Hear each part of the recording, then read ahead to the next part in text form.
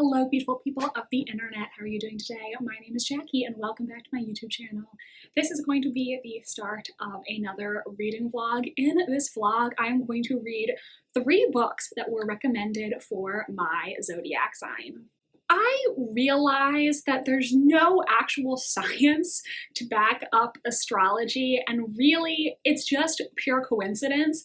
However, every time I read something about my sign, Pisces, always, it hits so close to home. All of the stereotypical Pisces traits apply to me. Sensitive, check. Hopeless romantic, check. Imaginative, check. Empathetic, check.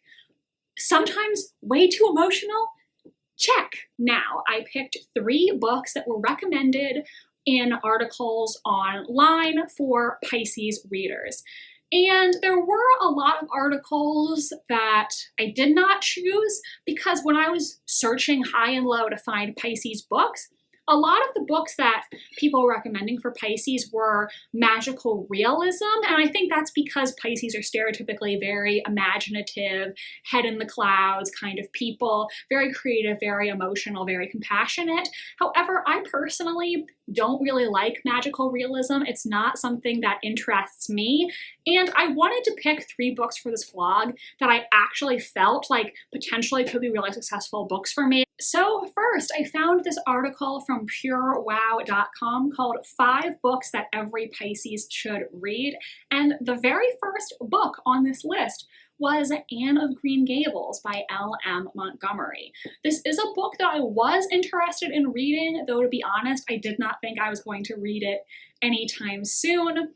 The author recommends this book for Pisces because the main character of this novel, Anne Shirley, is creative, dreamy, imaginative, very open and empathetic, but also at times overly emotional, all of which are traits that describe Pisces, and I feel like describe myself really well. I already started reading this book on my Libby app, and so far I am enjoying it. I did not get very far. Next, I learned over the course of Googling for Pisces books that every single month for several years, Book Riot has been putting out a bookish horoscope. Every single month they come out with an article where they recommend 1 book to each zodiac sign. I went through literal years of Pisces book recommendations on Book Riot, and finally I found a book that I thought could work for me. In August 2019, the book recommended for Pisces was The Downstairs Girl by Stacey Lee. This is a historical fiction novel, and while it was not on my TBR, I had heard of this book before because a family friend recommended it to me. So when I saw that this book was recommended for Pisces readers, it just felt like it was written in the stars. It was meant to be. This is a historical fiction novel set in Atlanta. I'm not sure what the year is. Yeah, it did not say on Goodreads, and it doesn't say in the dust jacket either. But this book follows a young woman named Jo. She is a young Asian woman who is working as a lady's maid to one of the wealthiest women in Atlanta by day, but at night she secretly pens a famous advice column under the name Miss Sweetie. I love historical fiction, and this book has been recommended to me twice now, so hopefully it will be an enjoyable read for me. And finally, my favorite genre is mystery. So I went to Google and I said, Google, has anyone created a article on mystery book recommendations based on your zodiac sign? And what I found was an article from Crime Reads, which was basically, I forget the exact title, but what classic crime author should you read based on your zodiac sign? And the author that was recommended for Pisces was Dashiell Hammett, the author of The Maltese Falcon. My library only had his complete novels. I am not reading all of them. The novel of his that I decided to read for this vlog is The Thin Man. The Thin Man is a classic crime novel that follows a husband and wife detective team named Nick and Nora Charles, and when I read the Wikipedia page on Nick and Nora, I just knew that I had to read this book for this vlog. It feels like a perfect recommendation for me.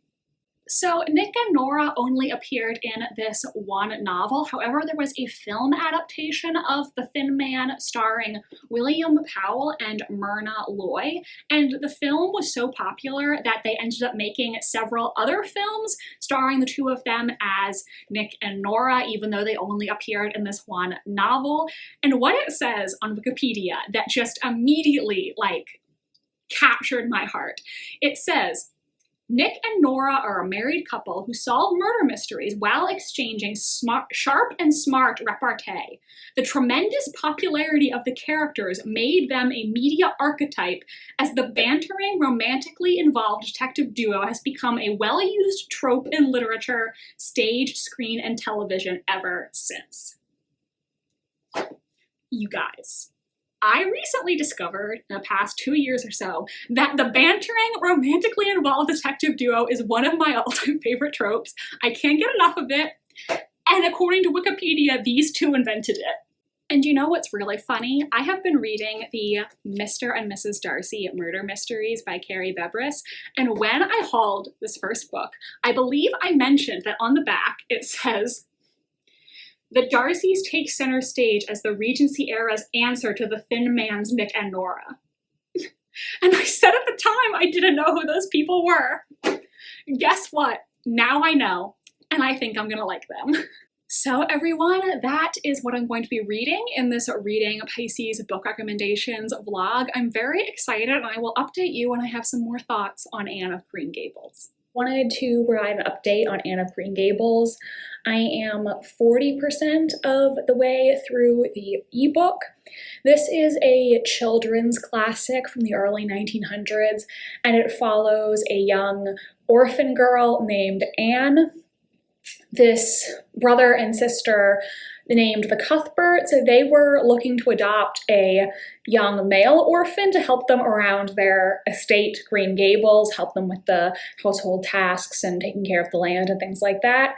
And they get sent Anne by mistake, but they decide in the end that they are going to keep her anyway. And Anne, Anne's personality is both endearing and also like kind of annoying. She rambles a lot. She can pretty much wax poetic about anything, which is both very endearing because it's cute that she gets so excited about everything, but also she talks a lot. Like, she talks a lot, and I don't know if I would actually be able to handle it in real life. But I do think it is a really cute story, and there were moments that I thought were genuinely witty or amusing. I loved Anne's apology to their awful neighbor. That part I thought was funny, and there were just some lines here and there that to me I thought were like subtly humorous. I am liking the book. I would probably at this point say it's going to be like a 4-star because I'm liking it, but I don't think I'm going to like love it, you know, like some people love it. This book is actually the first in a longer series following Anne until she's an adult. In the later books, I believe they primarily focus on Anne's children, with Anne now being a woman in like her 40s and stuff with adult children. I don't know if I'm actually going to read those. I feel like I'm probably going to finish Anne of Green Gables, be like, yeah, this was a good book, but not necessarily continue with the series. I don't know if I'm liking it enough that I would think I would want to make that commitment. But it is an enjoyable book. It's a really cute classic, and it's also very easy to read. So if you want to read classics but you don't know where to start, I think this would be a great place to begin your classics journey. I had a great illustrated classics version of Anne of Green Gables when I was a kid, and I really didn't remember that much about it other than the basic premise. But one thing I did remember, I don't know why this is the part that I remember. I remembered there was a chapter where Anne accidentally gets her best friend drunk. And I think that's the next chapter that I have to read. I don't know why that's the one thing about Anne of Green Gables that I could remember. But yeah, that's the one part of the Great Illustrated Classic that stuck with me. Hello, hello. So it is Sunday night, and last night I did finish reading Anne of Green Gables for this vlog. I don't have much more to say about it. It was a 4-star for me. All in all, I liked it. I thought it was an enjoyable book, and I did like how it was written. I just think I didn't connect with it and love it like a lot of other people do. I was very sad at the end because I think the character that I think was probably my favorite character died. So that sucked. And while I like the story overall, I just don't see myself reading the other books in this series. I don't think I loved it so much that I want to make that kind of commitment.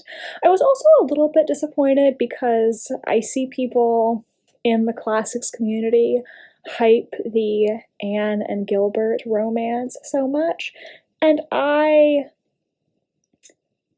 it's not like I dislike them together, but there was no part in the book where I was like, oh my god, these two OTP, like I ship them together. Like it was a little bit underwhelmed. So all in all, I thought it was an enjoyable book. I would definitely recommend it to people wanting to pick up a very accessible classic, but it's not going to be a new all-time favorite for me. I am glad that I finally read it because it has been on my TBR for a while, and I probably wouldn't have picked the book up anytime soon had it not been for this project. That's about it for my thoughts, and I will talk to you again once I've started the next book. If you noticed that in the first clip in this vlog, I was wearing a really tiny tank top and now I'm wearing a heavy sweater, that's just because Florida can't make up its mind about whether it wants to be having summer or winter right now. It was 80 degrees the other day and today the low is in the 40s. Climate change, it's weird, man. Okay, so last night I read the first 82 pages of The Downstairs Girl, and I'm actually really liking it so far. This is a historical fiction novel set in 1890 in Atlanta. The main character, Jo, is a 17-year-old Chinese-American girl. At the beginning of the book, she's laid off at her job at a hat shop, and so now she's forced to become a lady's maid, which is seen sort of as a downgrade in status, but she really needs to be able to have a job. We also find out that she is currently squatting in the basement of this family who own a newspaper. They don't know that she's been living in their basement, but over the years she has come to really like these people because she's able to overhear their conversations and she's developed this affection for them even though they don't know that she's living in their house. But very early on in the book, she overhears them talking about how their newspaper needs to generate more subscribers or else they're going to basically lose everything. And so, because another one of the Atlanta newspapers has had a lot of success with its advice column, Jo sends them an anonymous letter volunteering to write a column for them under the pen name Miss Sweetie.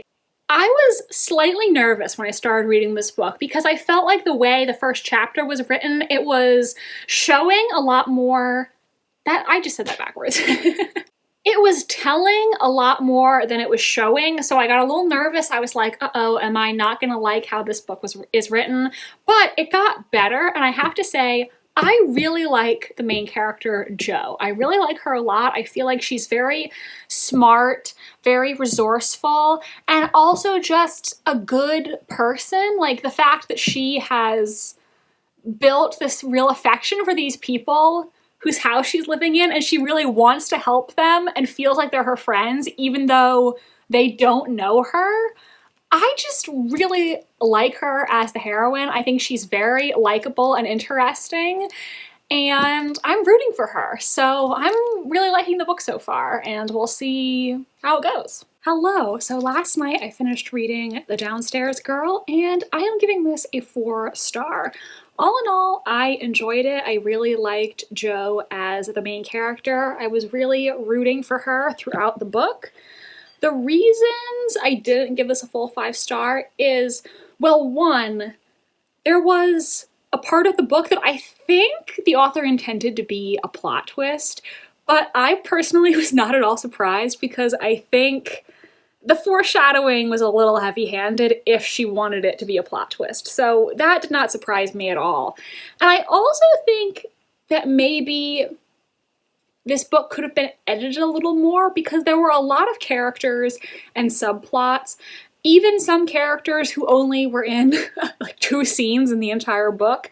And so I just felt like some subplots and characters could have been cut out to make the plot tighter and more succinct, I guess, because there was a lot going on here. There was, you know, the main plot about Jo, her situation, her starting to write for this column in the newspaper. There's the plot element of, are these people going to figure out they're living in the basement? There was a bit of a romance going on. There were, you know, the wealthy family that she worked as a lady's maid for, the other servants who worked for this family. There was discussion about white feminism and the women's suffrage movement. There was a plot line about a criminal and trying to collect a debt. There was a plot about a horse race. There was just a lot of stuff in here, and I feel like, you know, we could have just cut something out to make the plot, you know, tighter and have less subplots going on. But all in all, I thought it was a pretty enjoyable book. I still gave it 4 stars, and I would recommend this to people. If it sounds interesting to you, I think it's worth checking out. Also, apparently this book is young adult, which I did not realize when I decided to read it for this vlog. And I don't really like young adult anymore, but I thought this book was all in all still enjoyable, and it didn't feel, for lack of a better term, dumbed down in any way. And that's kind of the problem with, the problem that I have with some young adult books is I feel like they are a little surface level, but I didn't feel like that was the case for this book. So all in all, would recommend it. And tonight I'm going to start The Thin Man, the last book for this vlog. I want to get this video out on Sunday because then it'll still technically be Pisces season. So I think I'll be able to do it.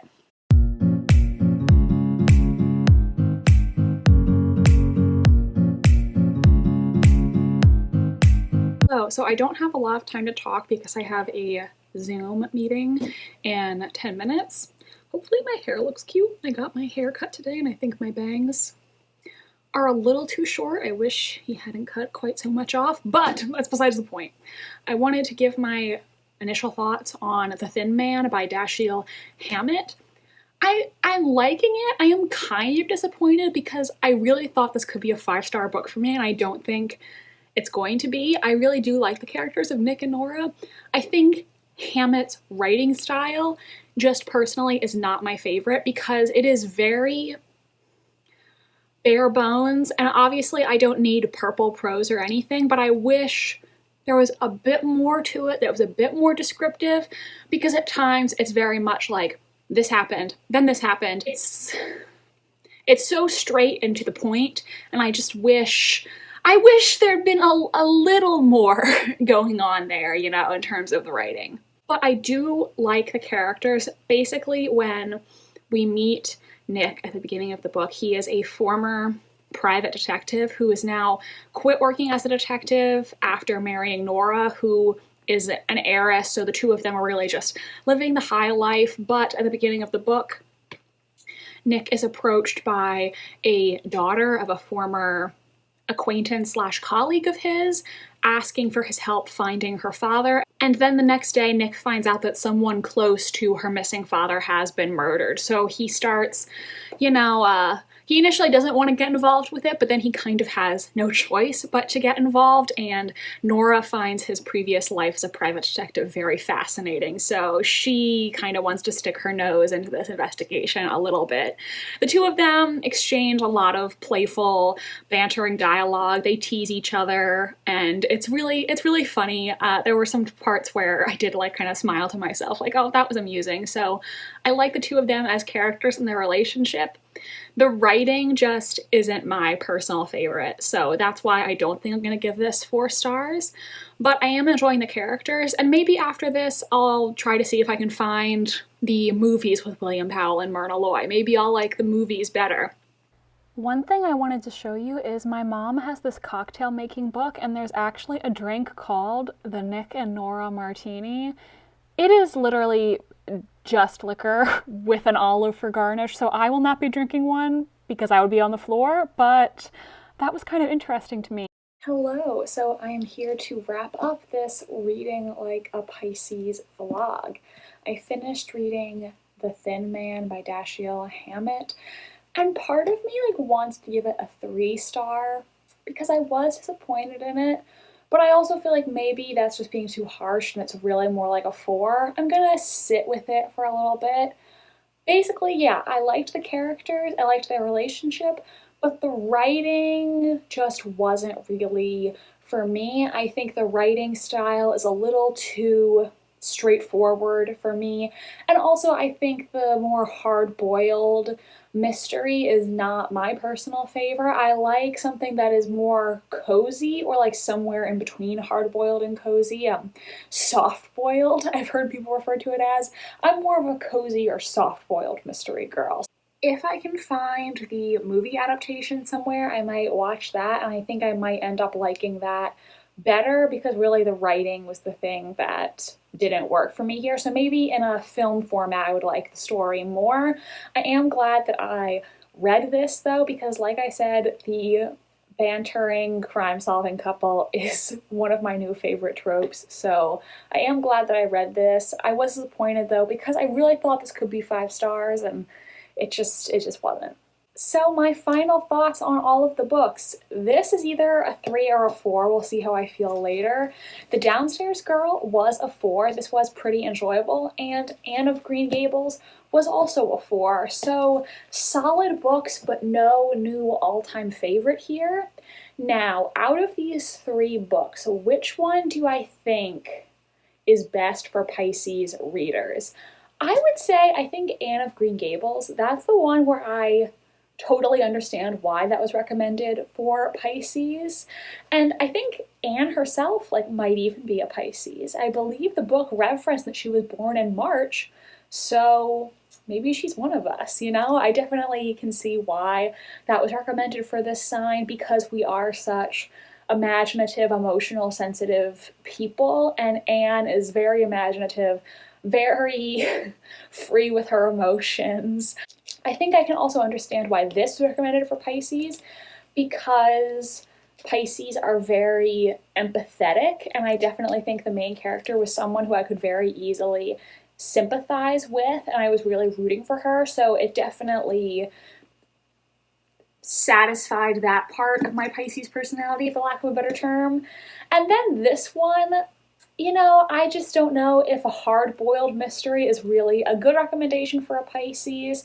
Obviously, I'm sure there's a Pisces somewhere out in the world who loves hard-boiled mysteries. I'm just saying, based on the stereotypical Pisces traits, I don't know if there's really a strong correlation here, but I did like the characters. And my phone just fell over, so sorry if the angle changed drastically, but I'm going to wrap up this vlog. It is noon, so this is the time that I was supposed to post a vlog, but I needed more time to finish The Thin Man, so sorry it's going to be a little late, but I hope you enjoyed this video. If you did, make sure to give it a big thumbs up and subscribe to my channel if you want to see more from me. I post new videos every Wednesday and Sunday. Let me know, what's your zodiac sign? I would love to hear from you in the comments. My social media links are down below if you want to follow me on Tumblr, Instagram, or be my friend on Goodreads. Thank you so much for watching, and I hope you have a sensational rest of your day. Bye, and I'll see you in the next video.